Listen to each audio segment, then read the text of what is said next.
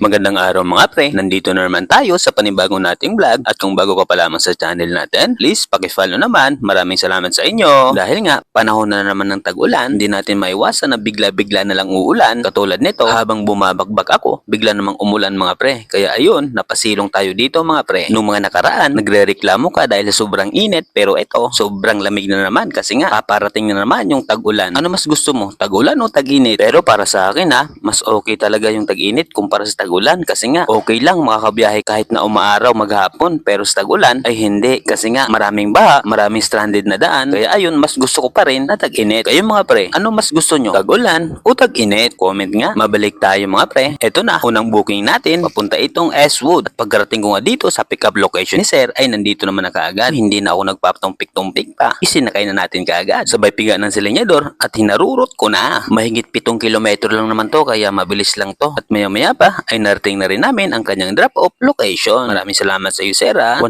nga pala ang kanyang babayaran sa akin. At dahil naka-auto accept tayo, meron na naman pumasok na booking kahit na hindi pa natin na-drop si sir agad-agad. At ito na, pinuntahan ko na nga sa pick-up location. Dito lang din yan, malapit sa may Eastwood. At pagkarating ko nga dito, ay nandito naman na kaagad si madam. At wala nang patumpik-tumpik pa, isinakay na natin kaagad si madam. Sabay liko ng manibela at biga ng silinyador at umalis na kami. Kulit mo, buti na lang talaga hindi nagre-rush si madam. Punta pala si madam sa may diliman. Kasi nga, ayoko talaga sa mga nagre-rush na customer. Parang ayoko nang tanggapin yung booking pag ganon. Alam nyo naman, laking seminaryo ako.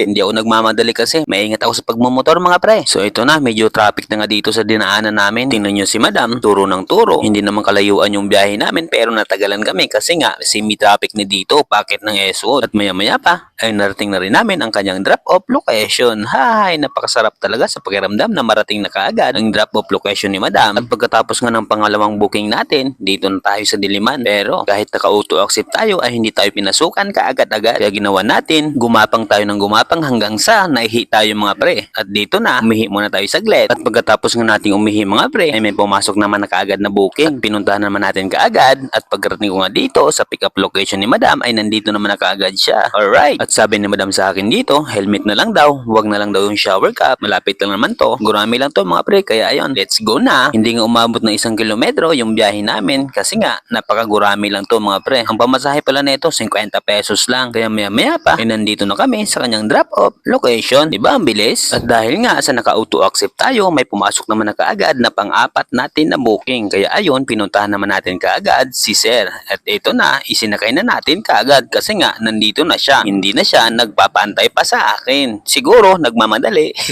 Ayoko pa naman ng ganito. Dito pala yung banda sa may Pelcoa. At maya-maya pa, ay umalis na kami. Binakbak ko na nga, papunta pala si sir sa may Pasig. At maya-maya pa, ay narating na rin namin ang kanyang drop-off location. Maraming salamat sa iyo, sir, sa ulitin. Hanggang dito na lang mga pre. Maraming salamat sa mga nanonood. Bye-bye!